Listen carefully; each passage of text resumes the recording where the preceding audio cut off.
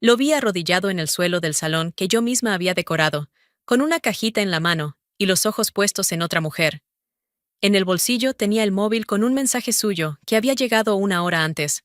Te amo, mi vida. Era mi marido. El salón llevaba 3 horas siendo mío. Eso es lo que pasa cuando uno lleva suficiente tiempo en este trabajo, que entras en un espacio vacío a primera hora de la mañana y cuando llega la noche ya conoces cada rincón, cada enchufe mal colocado, cada mesa que cojea, y hay que calzar con un trozo de cartón doblado para que no baile durante la cena. El salón del hotel era grande, de los que tienen techos altos y ventanales que dan a la calle, y esa acústica particular, que obliga a ajustar el sonido con más paciencia de la que uno planea. Llevaba desde las 10 de la mañana dentro, colocando centros de mesa, revisando la iluminación con el técnico, hablando con el jefe de cocina sobre los tiempos del servicio, comprobando que el micrófono respondía bien desde todos los ángulos del escenario y que las pantallas de presentación funcionaban sin parpadeos. Era mi trabajo, lo conozco bien. Y ese día en particular lo estaba haciendo con algo más. Con esa energía extra que uno tiene cuando hay algo esperando al final de la noche que no le ha contado a nadie. Llevaba 3 semanas sabiendo que la cena anual de la empresa donde trabajaba Pablo era este evento. Lo supe el mismo día que me llamó la directora de Recursos Humanos para contratarme, y en el momento en que colgué el teléfono tomé la decisión sin pensarla demasiado. No le diría nada. Aparecería esa noche y lo sorprendería. 2 años de matrimonio y una rutina que funcionaba, que era cómoda, que era nuestra. Pero a veces me preguntaba si nos habíamos vuelto demasiado predecibles el uno para el otro. Demasiado seguros de que el otro siempre estaría ahí sin necesidad de hacer nada especial para recordarlo. Quería que me viera ahí, al frente de todo, haciendo lo que sé hacer bien. Quería que se acordara de por qué le había gustado la mujer con quien se había casado. Así que guardé el secreto. 3 semanas respondiendo sus mensajes, con la misma normalidad de siempre, escuchando cómo mencionaba el evento de la empresa como una obligación más del año, sin decir nada. Cuando me preguntaba qué tal el trabajo le hablaba de otros encargos, otros clientes, otras cosas. Era un secreto bonito. Shiru de los que uno carga con algo parecido a la ilusión de los planes que todavía no han pasado. Había otra cosa que cargaba desde hacía unas semanas. Una que no tenía nada de ilusión. Se llamaba Rocío. Trabajaba en el departamento de soporte de la misma empresa que Pablo, y me escribió un martes por la tarde con ese tono particular de quien no sabe muy bien si está haciendo lo correcto, pero lo hace igual, porque la conciencia no le deja otra opción. Me dijo que Pablo llevaba más de un año yendo a todas las confraternizaciones de la empresa con una mujer que se llamaba Christine, que los presentaba a sus compañeros como pareja, que cuando alguien le preguntaba por su estado civil, él decía que era soltero. Lo leí 2 veces. Luego cerré el mensaje, dejé el móvil encima de la mesa y estuve un buen rato mirando la pared sin moverme. Sí, la primera reacción fue el rechazo. Esa negativa automática que tiene el cuerpo antes de que la cabeza tenga tiempo de procesar nada. No puede ser. Hay un malentendido. Rocío no lo conoce bien. Confunde a alguien con Pablo. Tiene información a medias. 2 años de matrimonio, una vida construida juntos, un hombre que me mandaba mensajes a las 10 de la noche preguntando si había comido bien. Ese hombre no era el hombre que Rocío estaba describiendo. No podía serlo. Le respondí con educación. Le dije que agradecía que me avisara, pero que debía de haber alguna confusión. Que yo conocía a mi marido. Rocío no insistió. Solo me dijo que lo sentía y que esperaba que tuviera razón. Guardé el mensaje en una carpeta y no volví a abrirlo. Y aquí tengo que ser honesta conmigo misma, sea porque lo fácil sería decir que lo olvidé o que no le di importancia. Pero no fue así. Volvía de vez en cuando, ese mensaje, sobre todo en los momentos de silencio, cuando Pablo llegaba tarde y no explicaba demasiado el motivo, cuando cogía el móvil y se iba a otra habitación a responder, cuando contestaba a mis preguntas con esa distracción leve de quien tiene la cabeza en otro sitio. En esos momentos, el mensaje de Rocío volvía, y yo lo empujaba hacia el fondo de nuevo, conscientemente, porque había decidido que prefería no darle espacio, que lo que Pablo y yo teníamos era real, y que un mensaje de una persona que apenas lo conocía no podía con eso. Me lo repetí muchas veces en esas semanas, más de las que me gustaría admitir ahora. Y la tarde del evento transcurrió con esa intensidad concentrada que tienen las horas previas a abrir un salón grande. Ese estado en que uno está en 10 sitios a la vez, y la cabeza, sin embargo, está completamente despejada, porque no hay margen para el ruido. Hablé con el jefe de cocina. Entrada a las 9:15, principal a las 10:30, postres al acabar la presentación corporativa. Comprobé que el panel de iluminación respondía bien. Verifiqué que las tarjetas de los asientos estuvieran en el orden correcto, según la lista que me había enviado la directora. Resolví un problema de última hora con una de las mesas del fondo que tenía una silla de menos. Coordiné con la técnica de sonido el volumen del micrófono de solapa para la parte de presentación. Todo funcionaba. Todo estaba en su sitio. Sí, a las 6:15 me llegó el mensaje de Pablo. Te quiero, mi vida. Llegaré sobre las 8. Deja la cena lista. Me quedé mirándolo con el móvil en la mano, en medio del salón todavía vacío con las sillas recién colocadas y la luz de la tarde entrando por los ventanales. Sonreí. Ahí estaba. Ese hombre que me mandaba mensajes a las 6 de la tarde diciéndome que me quería, que llegaría a las 8, que dejara la cena lista. Ese era el Pablo que yo conocía. No el que Rocío había descrito. Rocío se había equivocado. Había alguna confusión que yo no alcanzaba a entender, pero que tenía explicación. Y en unas horas, mi marido iba a entrar por esa puerta, y me iba a ver al frente de todo, y los dos íbamos a reírnos juntos del secreto que había guardado también durante 3 semanas. Guardé el móvil en el bolsillo y volví al checklist. La puerta principal del salón se abrió unos 20 minutos después. Era demasiado pronto para los invitados. Faltaba más de una hora para el inicio del evento. Levanté la vista desde la mesa de coordinación, esperando que fuera alguien del equipo o un proveedor de último momento. Era Pablo. Entró con esa manera suya de caminar que conozco de 2 años, ligeramente inclinado hacia adelante, las manos en los bolsillos, mirando alrededor con la expresión de quien evalúa un espacio antes de decidir cómo moverse en él. Llevaba la chaqueta gris oscura, la buena, la que se ponía cuando quería causar buena impresión en algún sitio. Me la había visto ponerse esa misma mañana antes de salir de casa. No estaba solo. La mujer que entró con él tenía el pelo oscuro y corto y llevaba un vestido verde. Mae caminaba a su lado con esa familiaridad de quien lleva mucho tiempo haciéndolo. No la familiaridad de 2 personas que se conocen del trabajo, sino la otra, la más pequeña y más difícil de fingir, la de quien está acostumbrado a la presencia física del otro, sin necesidad de pensarlo.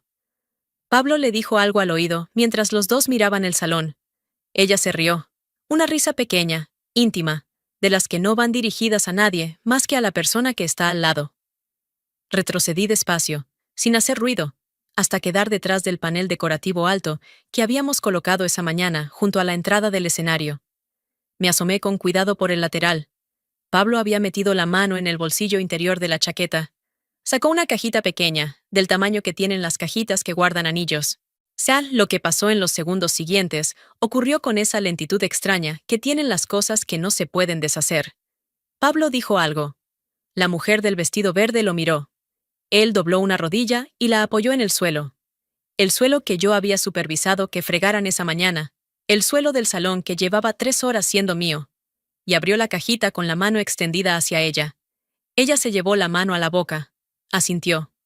Él se levantó y la abrazó, y ella le echó los brazos al cuello, con esa confianza tranquila de quien lleva mucho tiempo en ese sitio, bajo la iluminación cálida que yo misma había ajustado esa tarde para que el salón quedara favorecedor para las fotos, sin tener ni idea de que la persona que había pasado semanas organizando ese espacio estaba a 4 metros de ellos. Me quedé quieta donde estaba. Bajé los ojos al móvil que seguía en mi mano. La pantalla seguía encendida. El mensaje de las 6:15 seguía ahí, con la hora marcada y el nombre visible. Te quiero, mi vida. Llegaré sobre las 8. Deja la cena lista. Lo leí una vez más. Solo una. Luego levanté la vista hacia el salón. Él seguía abrazándola.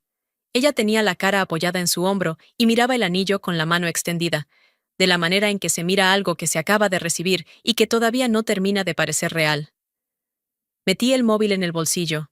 Me apoyé un momento en la pared detrás del panel, con los ojos cerrados, y respiré una vez, despacio, por la nariz. El ruido del equipo de catering llegaba desde la cocina. Alguien del equipo técnico ajustaba cables en el escenario. La música de ambiente que habíamos programado empezaría en 40 minutos. Sí, me separé de la pared. Saqué el portapapeles de debajo del brazo, lo abrí por la página del checklist y busqué el punto donde me había quedado. Quedaba 1 hora y 20 minutos para abrir el salón. Tenía trabajo que terminar. Lo que pasó en esa hora Fue difícil de explicar a quien no ha tenido que hacerlo nunca. Mantener la cabeza en una cosa, mientras el resto del cuerpo está procesando algo completamente distinto. El equipo de catering necesitaba confirmación sobre los tiempos del segundo servicio.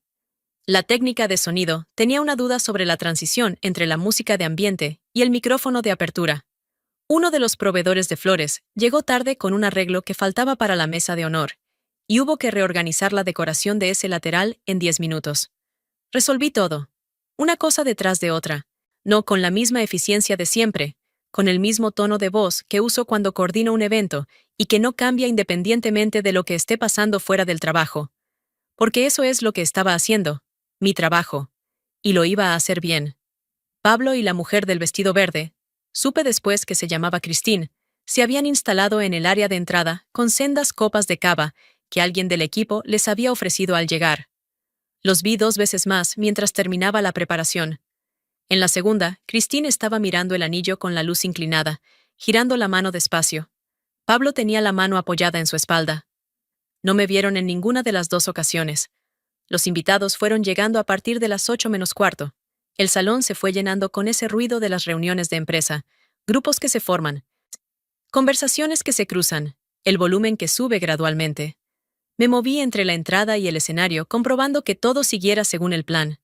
Saludé a la directora de Recursos Humanos, que me confirmó que estaban muy contentos con la organización. Busqué a Pablo entre los grupos. Estaba con Christine en una mesa cercana a los ventanales, hablando con varios compañeros. Alguien señaló la mano de Christine, el anillo, y hubo una pequeña celebración en la mesa, palmadas en la espalda de Pablo, risas. Una de las mujeres del grupo abrazó a Christine con esa efusividad de las sorpresas felices. Los mismos compañeros que llevaban meses creyendo que Pablo era soltero, estaban brindando por su compromiso. Miré el escenario. El micrófono estaba en el soporte donde lo había dejado. La luz estaba encendida. Todo listo. Me tocaba abrir el evento. Cogí el micrófono. Me coloqué en el centro del escenario y esperé a que el ruido de la sala fuera bajando de volumen por su propio peso. Tardó unos segundos. El tipo de silencio que se instala cuando la gente entiende que algo está a punto de comenzar. Luego hubo suficiente quietud. Buenas noches a todos. Soy Susana. Soy la organizadora responsable de este evento y quiero daros la bienvenida a la cena anual de la empresa. Lo dije con el mismo tono de voz con que abro cualquier evento. Claro, tranquilo, proyectado hacia el fondo de la sala. Sin inflexión especial, sin pausa dramática. Solo mi nombre y mi función, como siempre. Tardé 2 segundos en encontrar a Pablo entre los presentes. Estaba en la mesa de los ventanales, con la copa a medio camino entre la mesa y la boca, mirándome. Y vi el momento exacto en que el nombre aterrizó. No el nombre de la organizadora del evento, sino el mío, el que lleva 2 años siendo también el suyo. La copa se quedó quieta en el aire. Nos miramos durante un momento. Sonreí hacia la sala en general y continué con la bienvenida. La primera parte del evento transcurrió con esa normalidad aparente que tienen las situaciones que están sostenidas por la tensión de lo que todavía no ha pasado. Presenté el programa de la noche, cedí el micrófono al director general para la parte corporativa. Coordiné los tiempos con cocina. Me aseguré de que las pantallas de presentación funcionaran sin interrupciones. Todo lo que tenía que hacer lo hice, con la misma eficiencia de siempre, con el mismo tono de voz, con la misma atención al detalle, que es lo que me ha dado la reputación que tengo en este trabajo. Pero en los momentos en que no había nadie esperando algo de mí, en los huecos pequeños entre una tarea y la siguiente, el pensamiento volvía. Rocío. Rocío me lo había dicho semanas antes, con esa incomodidad de quien está haciendo algo que sabe que va a doler. Y yo le había respondido que debía de haber alguna confusión y había guardado el mensaje en una carpeta y había elegido no volver a abrirlo. Había elegido no verlo. Esa era la verdad. No que no hubiera podido verlo, sino que había decidido no hacerlo, porque verlo significaba hacerme preguntas que no quería hacerme. Y no hacerse preguntas es más fácil cuando la vida funciona bien y la rutina es cómoda, y uno prefiere creer que lo que tiene es sólido. Lo que tenía no era sólido. Y mientras yo guardaba mensajes en carpetas y me convencía de que conocía a mi marido, Pablo se arrodillaba en los salones donde yo misma colocaba las mesas. Eso es lo que más me costó de esos minutos entre tarea y tarea. No la rabia hacia él, que también estaba, sino esa rabia más incómoda que iba dirigida hacia adentro. hacia la versión de mí misma, que había preferido no saber. La entrega de los premios internos terminó pasadas las 9. Aplausos, fotos. El director general volvió a su mesa. Cedí el escenario. Confirmé con cocina que el primer servicio empezaba en 10 minutos y le dije a mi asistente que se encargara de la coordinación de la cena. Ella sabía exactamente qué hacer. Cogí mi copia del programa, me serví un vaso de agua en la barra lateral y me fui hacia la mesa de Pablo. Llegué por el lado de Christine, por el sitio donde ella estaba sentada, de cara a la sala, con esa postura de quien se siente bien donde está. El anillo le brillaba en la mano bajo la luz del salón. Pablo estaba a su izquierda, hablando con el compañero que tenía al lado, y no me vio llegar hasta que estuve a 1 metro de la mesa. Me presenté a Christine con naturalidad, sin subir la voz, sin teatro, con el mismo tono que uso cuando me presento a los clientes. Hola, soy Susana. Le di la mano. Ella la estrechó con una sonrisa automática, de quien todavía no sabe qué está pasando. Llevo 2 años casada con Pablo. La sonrisa se quedó quieta en su cara. Saqué el móvil del bolsillo, abrí el mensaje de las 6:15 y lo puse encima de la mesa, frente a ella, con la pantalla hacia arriba. La hora visible. El nombre visible. No el texto visible. Te quiero, mi vida. Llegaré sobre las 8, deja la cena lista. Christine bajó los ojos al móvil. Los levantó hacia Pablo. Los bajó al móvil otra vez. Pablo abrió la boca. Yo no le dejé tiempo. 2 años, Pablo. Lo miré a los ojos por primera vez en toda la noche. Sin rabia en la voz, sin temblor. Con esa calma que es peor que el grito porque no tiene fin visible. 2 años viviendo en la misma casa, durmiendo en la misma cama, diciéndome que me querías por las mañanas. Y resulta que todo ese tiempo eras soltero. Hice una pausa. ¿Cómo se lleva eso? ¿Cómo se manda ese mensaje a las 6 de la tarde y 1 hora antes te arrodillas delante de otra persona? Pablo intentó decir algo. No recuerdo qué.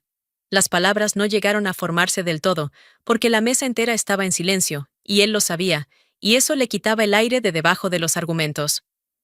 No tienes que responderme ahora, le dije. Ni después, en realidad. Me giré hacia Christine. Había algo en su cara que no era exactamente lo que yo esperaba.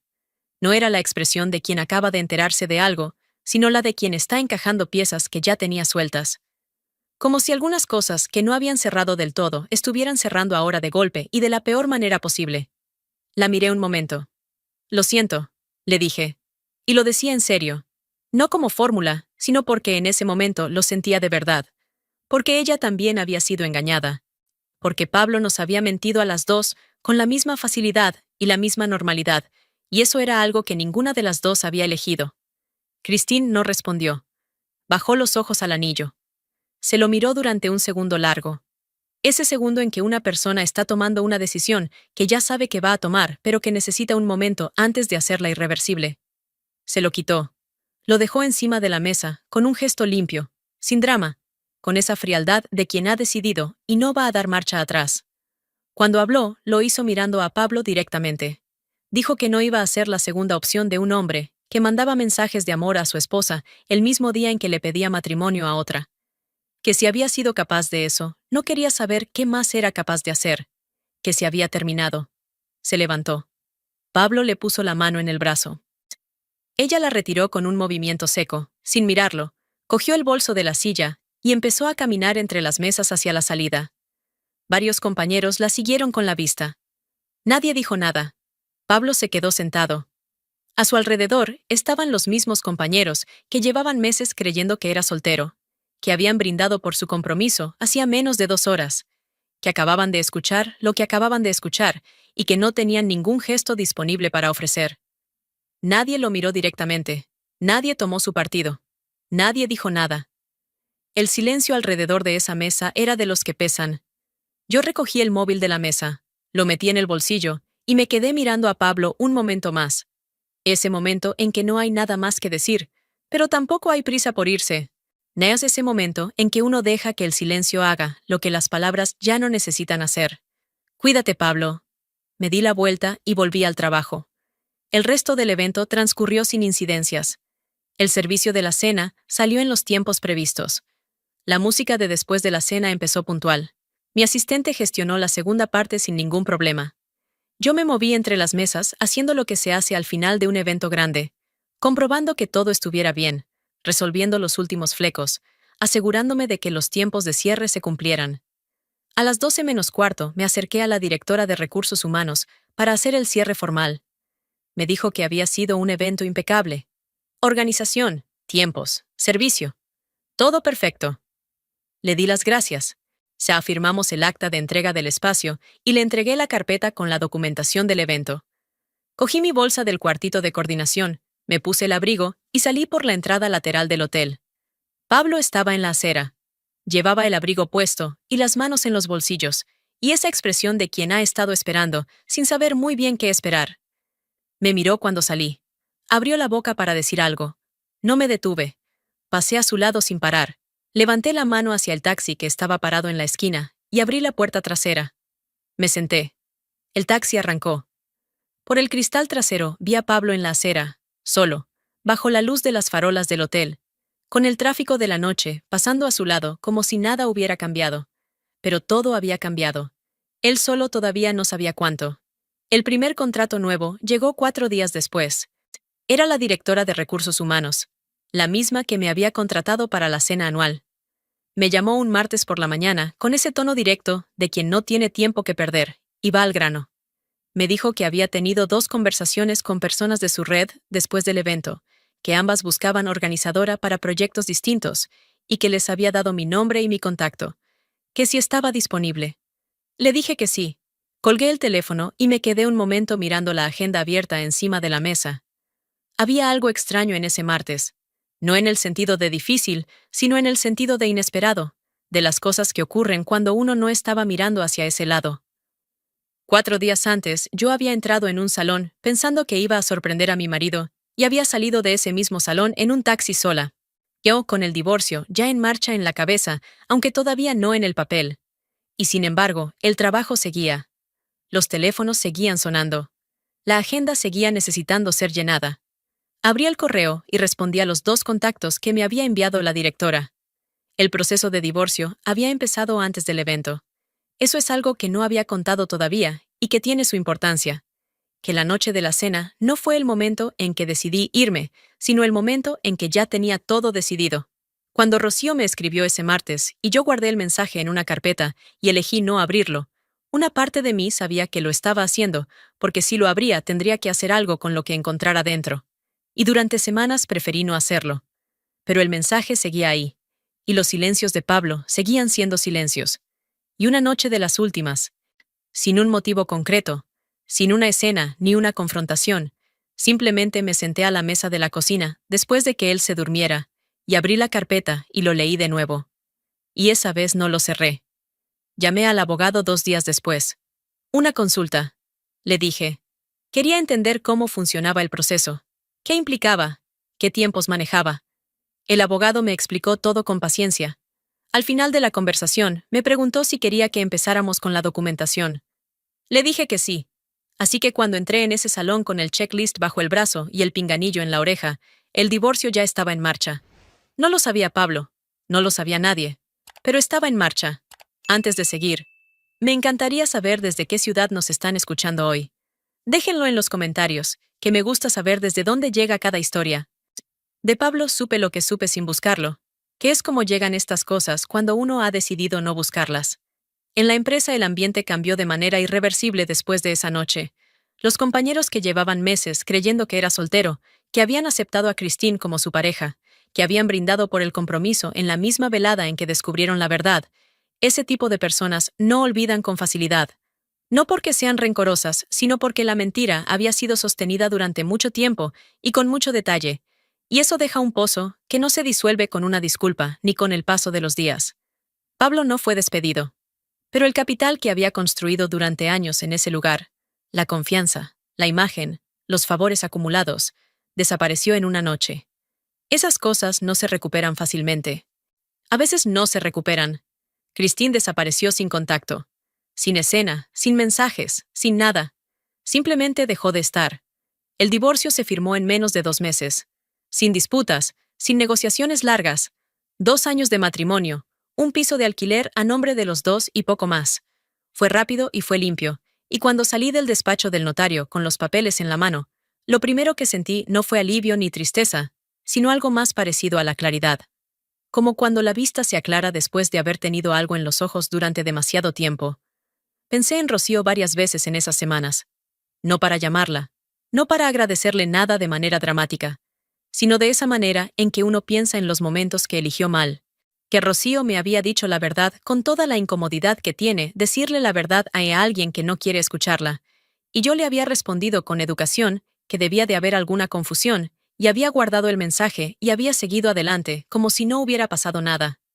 Esa era la parte que más me costaba mirar de frente. No lo que Pablo había hecho.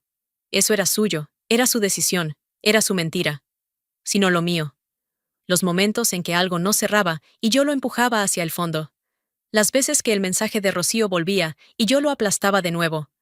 La manera en que había preferido tener razón a saber la verdad. Nunca más, me dije. No como promesa dramática, sino como decisión práctica. La de alguien que ha aprendido algo a un precio que no esperaba pagar y que no tiene ningún interés en volver a pagarlo. Hay señales que se ven y hay señales que uno elige no ver. La diferencia entre las dos no está en la señal. Está en uno. Los 2 contratos nuevos que llegaron a través de la directora de Recursos Humanos se convirtieron en 4 a lo largo de las semanas siguientes. Una empresa de servicios quería organizar su evento de lanzamiento de producto para primavera. Una asociación profesional necesitaba coordinadora para su congreso anual. 2 contactos más llegaron por otras vías. Alguien que había estado en la cena y había hablado bien del trabajo. Alguien que conocía a alguien. Así funciona esto cuando funciona bien. No de golpe sino despacio. Una cosa que lleva a otra.